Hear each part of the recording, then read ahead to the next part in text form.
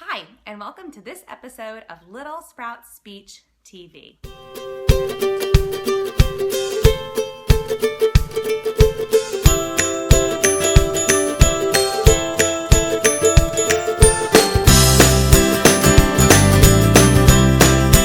your pen and paper, because today I'm answering a question that we got on our Facebook page this week, and I wanted to give you some tips as I thought this would be a great topic that I'm sure impacts many families of, with children with autism.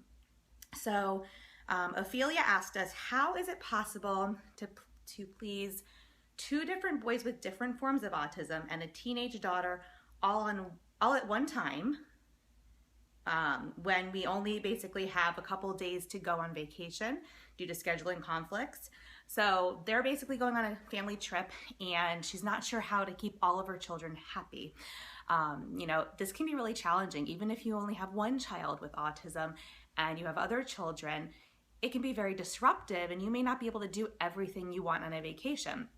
So let's say you only have a couple of days. I gave her two main suggestions that I'm going to share with you today. And the first one was, well, you can split it up depending on your child, and you have to know your child. You could split it up, and this could go for anything you do anytime. It doesn't just have to be vacation. But split it up where, day one is dedicated to your first child, day two is dedicated to the second child, and day three is dedicated to the third child. The challenges with that may be if the first child then gives you trouble on day 2 and 3 because they no longer have anything to look forward to or behave for, that could be challenging. It may also be hard for your other children to wait. So then my other suggestion, which was tip number 2, was rather than breaking it up by days, break it up by morning, noon, and night. So maybe the morning, let's say you have 3 days and you have 3 kids.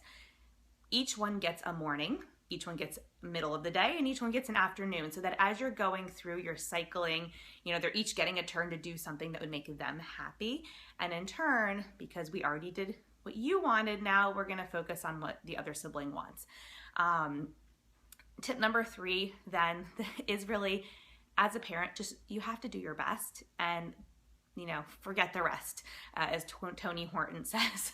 You basically have to just do what you can and not make yourself crazy or feel guilty that you're not always pleasing everybody. Even if you had a child that didn't have autism, that would be the case. You can never please everybody. So I hope that these tips help, and I look forward to talking to you guys same time, same place next week. Let's review real quick. Number 1 was you can split it up by days. You can split it up by time of the day, morning, noon, and night. And tip number 3 is just don't make yourself crazy. Just do your best. All right. I look forward to talking to you all next week. This is Hallie Balkin signing off.